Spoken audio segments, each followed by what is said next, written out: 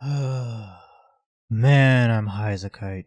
Listen, man, I was there balls deep into the fucking trenches when the whole Silksong hype was at its maximum. Do you remember the time in 2024 when everybody was up in arms about if Team Cherry was gonna be there at a showcase or not? You had one side on the fucking subreddit going crazy that no shot Team Cherry misses the opportunity to promote their game at a big fucking gaming event like the Summer Game Fest or Xbox Showcase. And then you had this other side of doubters going, no, Team Cherry has always announced their fucking games and DLCs on their own YouTube channel. They would never sink as low as to suck Jeff Keighley's tits. And lo and behold, the fucking cat was out of the litter box back in April 2025 when Team Cherry dropped the fattest banger of a teaser back at the Switch 2 Nintendo Direct. In fact, they also went as far as promoting their game on the Xbox Showcase. The only person who got cucked out of this whole promotional spiel was Jeff Keighley, and he really fucking wanted that Silksong spotlight. All of this to say, this video is obviously pure speculation and me fucking pulling things out of my ass as always, but I would say it has more credibility than whatever the fuck was going on the subreddit where people were posting screenshots of that quote-unquote leaker saying that Sea of Sorrow is gonna be out in May. People were posting that shit with kinda news Reddit tags, so you know, at least this has history to back it up. And if history was to repeat itself, then Team Cherry, well, they're playing their cards as per the status quo. They announced the Sea of Sorrow teaser back in the holy times of December on their own YouTube channel, just as to be expected of them. And now we're almost 6 months away from that little teaser drop and about to dive right into the summer gaming festivals. Now I just have this crazy theory, you know, it's just got me thinking, it's got me up at night, riled up, looking at the ceiling, imagining a chessboard. What if, right, this time, Jeff Keighley himself doesn't get cucked out of Silksong? I mean, clearly, doing that whole promotion things on events gave Silksong a huge boost in sales, even if at the end of the day they announced their release date on their own YouTube channel. That promotion in those directs and showcases really helped put Silksong into one of the highest grossing indie game of all time. I like to remind people every now and then, the gaming community is much bigger than you and me bozos who are just, you know,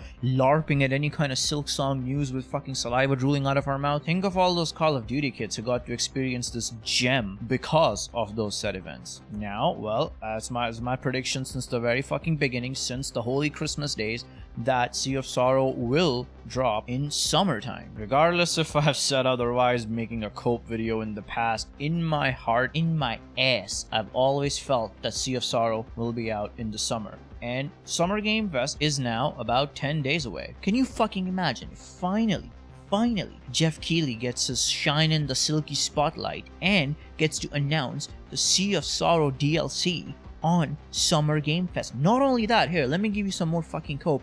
Can you imagine how hype it would be if they shadow drop that shit on Summer Game Fest? If they show a teaser trailer and then just say available later today, that would break the fucking internet, dude. That would be so hype. And before you say it, no, Primacon, Silksong is not big enough to break the internet. It literally fucking did. Steam crashed when that game came out. I have never seen that happen. Not with any AAA release, not with any game before. I have never seen Steam servers shit the bed so fucking bad. Silksong is big enough to be super mainstream despite it being an indie game. This being a speculative video, the main point is I want to hear your theories down in the comments. I really am curious. Do you think it's a possibility that we get this fucking DLC announced and dropped during these summer gaming events? I mean, maybe they'll go back to Xbox to promote another fucking handheld device for all I care, but Jeff Keighley, I feel like he's gonna be super keen to get something Silksong in one of his showcases other than a fucking Deadpool joke. Truth be told, regardless if we get this thing on a Summer Game Fest or whatever the fuck, I still do believe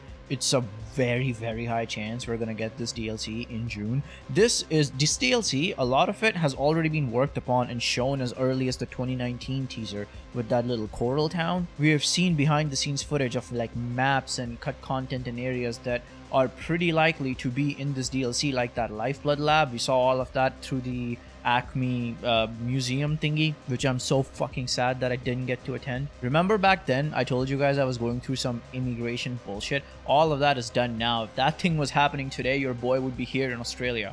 Well, maybe next time.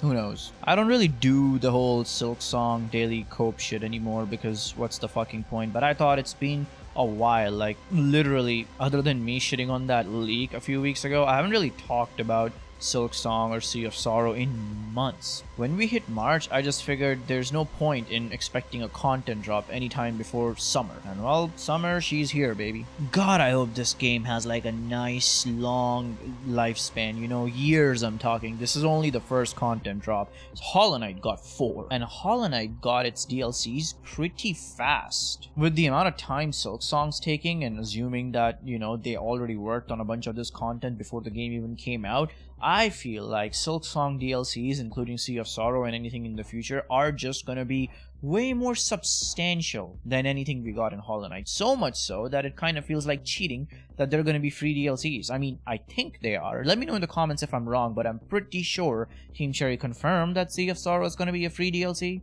Which is just fucking crazy. Like, they could even charge as little as like $5 for this shit and probably make a solid $1 million. But hey, Team Cherry, I'm still waiting on that fucking physical copy of Silksong. I'm holding out hope. I haven't purchased this game on my PlayStation yet because of that one little hope that one day we'll get an actual CD. Hornet gets close to her full power near the very end of the game in Act 3, and I always felt that it was such a missed opportunity that we're not gonna be able to go do anything with Hornet at her peak. So it'll be really fun to try out this DLC when it comes out. A lot of you were here watching my Let's Play for Silksong, and I have a question for you guys who were there back in September. Do you want me to make Let's Play videos on Silksong Sea of Sorrow like I did with the main game, or would you rather me stream the DLC this time? I'm kind of leaning towards streaming a little bit to add a, you know, bit of variety, but it also highly depends on when this DLC comes out and what my schedule is like at that time, because, you know, I wouldn't want to stream the game if I can only afford to stream once a fucking week, because that just wouldn't be unfair.